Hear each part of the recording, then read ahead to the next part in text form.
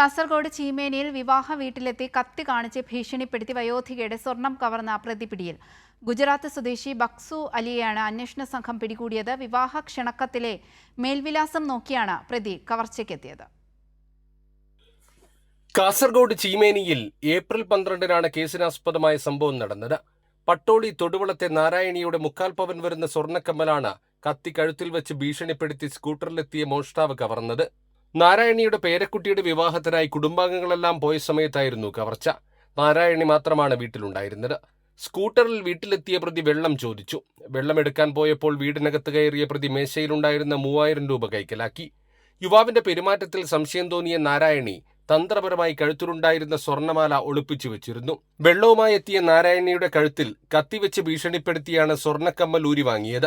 2 മാസത്തിലേറെ നീണ്ട അന്വേഷണത്തിൽ ശാസ്ത്രീയമായ തെളിവുകൾ ശേഖരിച്ചാണ് നാടകീയമായ കവർച്ചയിൽ പോലീസ് പ്രതിയിലേക്ക് എത്തിയത്. പെരിങ്ങോം CRPF ക്യാമ്പിൽ ട്രെയിനിയായ ജ്യേഷ്ഠന്റെ മകനെ കാണുന്നതിനാണ് ബക്സു അലി കേരളത്തിലെത്തിയത്. ആദ്യമായി കേരളത്തിലെത്തുന്ന പ്രതി ട്രെയിനിൽ നിന്ന് പരിചയപ്പെട്ട ഗുജറാത്ത് സ്വദേശിയുടെ ബൈക്ക് 2000 രൂപയ്ക്ക് വാടകയ്ക്കെടുത്ത് CRPF ക്യാമ്പിലെത്തി ബന്ധുവിനെ കണ്ട് മധുര പലഹാരങ്ങൾ നൽകി മടങ്ങി. പയ്യന്നൂരിലേക്ക് മടങ്ങുന്ന വഴിയിൽ മാത്തിൽ പഞ്ചായത്ത് ഓഡിറ്റോറിയത്തിൽ വിവാഹം നടക്കുന്നത് കണ്ട് പ്രതി അവിടെ എത്തി. വിവാഹത്തിൽ പങ്കെടുക്കാനെത്തിയ സ്ത്രീയുടെ ബാഗ് മോഷ്ടിച്ചു. ബാഗിലുണ്ടായിരുന്ന വിവാഹ ക്ഷണക്കത്തിൽ നിന്നാണ് വധുവിന്റെ വീടിന്റെ മേൽവിലാസം ലഭിച്ചത്. തുടർന്ന് നാട്ടുകാരോട് വഴി ചോദിച്ചാണ് ചീമേനി പട്ടോളിയിലെ വീട്ടിലെത്തിയത്. സ്വർണ്ണക്കമ്മൽ കവർന്ന ശേഷം പ്രതി ഗുജറാത്തിലേക്ക് മടങ്ങി. 500-ലധികം CCTV ദൃശ്യങ്ങൾ പരിശോധിച്ചാണ് പോലീസ് പ്രതിയിലേക്ക് എത്തിയത്.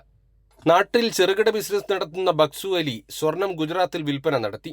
കാഞ്ഞങ്ങാട് കോടതിയിൽ ഹാജരാക്കിയ പ്രതിയെ റിമാൻഡ് ചെയ്തു. തെളിവെടുപ്പിനായി പ്രതിയെ അന്വേഷണ സംഘം കസ്റ്റഡിയിൽ വാങ്ങും. ചീമേനി സ്റ്റേഷൻ ഹൌസ് ഓഫീസറുടെ നേതൃത്വത്തിലുള്ള സംഘവും ജില്ലാ പോലീസ് മേധാവിയുടെ സ്പെഷ്യൽ സ്ക്വാഡുമാണ് അന്വേഷണം നടത്തിയത്. കൈരളി ന്യൂസ്, കാസർഗോഡ്.